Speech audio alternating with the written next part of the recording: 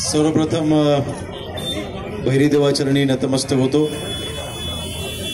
सालबागप्रमाणे आपला हा जत्रोत्सव गवे, गिमोण आणि जालगाव अशा तिन्ही गावाच्या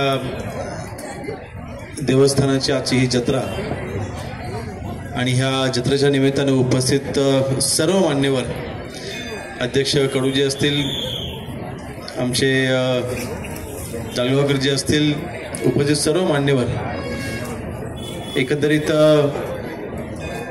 मला वाटतं गेली 10 वर्ष मी सातत्याने खंड न पाडता आपल्या भैरीदेवाच्या चरणी मी येतोय। परंतु आज मात्र नेमक्या आमची थोडी कौटुंबिक अडचण झाल्यामुळे आज मला देवीचे आशीर्वाद तसे मला जवळून घेता आले नाहीत, परंतु मला विश्वास आहे की देवाचे आशीर्वाद हे माझ्यावरती कायम राहतील। देवाचा आशीर्वाद माझ्या डोक्यावरती कायम राहील।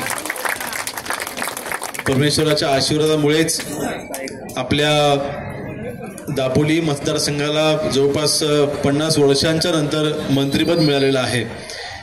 आणि आज परमेश्वराकडे मागत असताना एवढंच मागणं केलंय की आज ह्या पदावरती बसलेलो असताना माझ्या हातून दापोलीकरांची, दापोली मतदारसंघाच्या जनतेची तू सेवा करून घे, माझ्या हातून दापोली मतदारसंघाचा विकास करून घे, माझ्या हातून महाराष्ट्राची सेवा घडू दे, एवढीच फक्त मी आज परमेश्वराच्या चरणी मी प्रामाणिकपणे प्रार्थना केलेली आहे।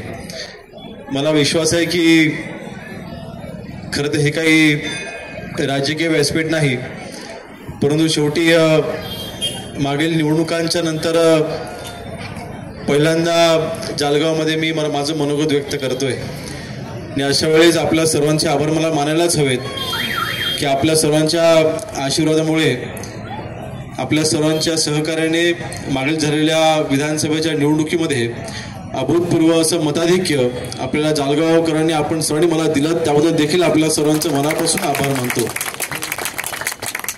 आमचे सर्व सहकारी त्यामध्ये नेहमी सोबत राहिले आणि आता नक्कीच जबाबदारी माझी आहे।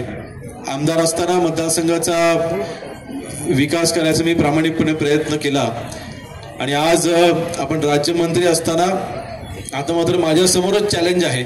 आमदार असताना जवळपास 3,500 कोटी मतदारसंघासाठी मी आणले होते, आता मंत्री असताना 3,500 कोटीचा आकडा काही करून मला पार करायचं हे चॅलेंज मी स्वतः स्वीकारलेलं आहे। त्याची सुरुवात देखील आपण केली आहे। या झालेल्या बजेटच्या अधिवेशनामध्ये आपण जवळपास 150 कोटीचा निधी आपण आपल्या मतदारसंघाकरता मंजूर करून आपण आणलेला आहे आणि ह्या आपल्या दापोली मतदारसंघाला मला महाराष्ट्रामधला नंबर 1चा मतदारसंघ करायचा आहे आणि त्यासाठी आपल्या सर्वांचे आशीर्वाद आणि आपल्या सर्वांची साथ माझ्याकरता महत्त्वाची आहे। अधिक वेळ घेणार नाही, आपल्या सर्वांना या जत्रोत्सवाच्या मनपूर्वक शुभेच्छा देतो।